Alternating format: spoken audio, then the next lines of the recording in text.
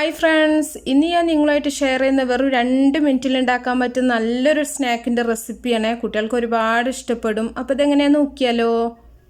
ഈ ഒരു സ്നാക്ക് റെഡിയാക്കാൻ വേണ്ടിയിട്ട് ഞാനിവിടെ ഒരു 4 സ്ലൈസ് ബ്രെഡ് എടുത്ത് വെച്ചിട്ടുണ്ട്. ഇനി ഇതിൽ ഒരു 2 സ്ലൈസ് ബ്രെഡിൽ ന്യൂട്ടല്ലൊന്ന് സ്പ്രെഡ് ചെയ്യുന്നുണ്ട്.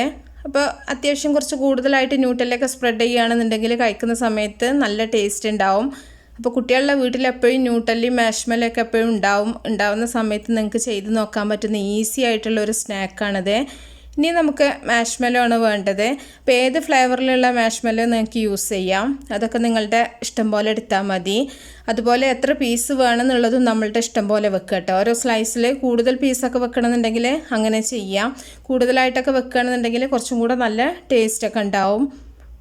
അപ്പോൾ ഞാനിവിടെ ഒരു 3 പീസാണ് ഓരോ സ്ലൈസിലും വെച്ചിട്ടുള്ളത്. ഇത് വേണമെങ്കിൽ നിങ്ങൾക്ക് കട്ട് ചെയ്തിട്ട് വെച്ച് കൊടുക്കുക, ഇല്ലെങ്കിൽ ഇതുപോലെ മുഴുവനായിട്ട് തന്നെ വെച്ച് കൊടുക്കുക. അത് ചൂടായി കഴിഞ്ഞിട്ടുണ്ടെന്നുണ്ടെങ്കിൽ നന്നായിട്ട് മെൽറ്റായി വരും.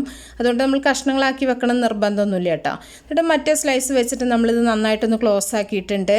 ഇനി ഇത് നമുക്കൊരു പാനിലോ ഇതുപോലെ ചട്ടിയിലോ വെച്ചിട്ട് ഒന്ന് ടോസ്റ്റ് ചെയ്തെടുക്കാം. ഇതിന് ബട്ടറോ ഓയിലോ നെയ്യോ എന്തൊഴിച്ചിട്ടും നിങ്ങൾക്ക് ഇത് ടോസ്റ്റ് ചെയ്തെടുക്കാം കേട്ടോ. ഓയിലിനേക്കാളും എപ്പോഴും ടേസ്റ്റ് ബട്ടറിലോ അല്ലെങ്കിൽ നെയ്യിലോ ടോസ്റ്റ് ചെയ്യുമ്പോഴാണ്. അപ്പോൾ അത് നിങ്ങളുടെ ഇഷ്ടം പോലെ എടുത്താൽ മതി. 2 ഭാഗം ഒന്ന് നല്ല പോലെ ഒന്ന് മൊരിയിച്ചെടുക്കുക. അപ്പോൾ പുറം ഭാഗം നല്ല ക്രിസ്പി ആയിട്ടും ഉൾഭാഗത്ത് നല്ല സോഫ്റ്റ് ആയിട്ടും ആയിരിക്കും കിട്ടുക. അപ്പോൾ കുട്ടികൾക്കൊക്കെ ഒരുപാട് ഇഷ്ടമാവും കേട്ടോ.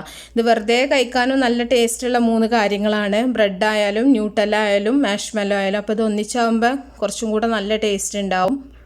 ഇപ്പോൾ ഒരു ഭാഗം നല്ല പോലെ ഒന്ന് മൊരിയുമ്പോൾ നമുക്കിതൊന്ന് തിരിച്ചിട്ടിട്ട് മറ്റേ ഭാഗം കൂടെ ഒന്ന് മൊരിയിച്ചെടുക്കാം. സാധാരണ നമ്മൾ ബ്രെഡ് ടോസ്റ്റ് ചെയ്യുന്ന പോലെ തന്നെയാണ്. പ്രത്യേകിച്ച് ഒരു പണിയില്ല, വളരെ എളുപ്പത്തിൽ ഉണ്ടാക്കാൻ പറ്റും. ഒരു 2 മിനിറ്റ് തന്നെ നമുക്ക് അധികമായിട്ട് തോന്നും കേട്ടോ. അത്രയും ഈസി ആയിട്ടുള്ളൊരു സ്നാക്കാണ്. അപ്പോൾ കുട്ടികളുടെ വീട്ടിലാണെന്നുണ്ടെങ്കിൽ ഇതൊക്കെ ബാക്കിയായി കിട്ടാൻ തന്നെ കുറച്ച് ബുദ്ധിമുട്ടായിരിക്കും. അപ്പോൾ എപ്പോഴെങ്കിലും ഉണ്ടാകുന്ന സമയത്ത് നിങ്ങളൊന്ന് ചെയ്ത് നോക്കുക.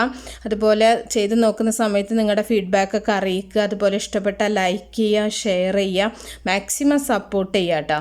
അപ്പോൾ നല്ല നല്ല റെസിപ്പികളൊക്കെ ആയിട്ട് നമുക്ക് അടുത്തൊരു വീഡിയോയിൽ കാണാം. ഓക്കേ.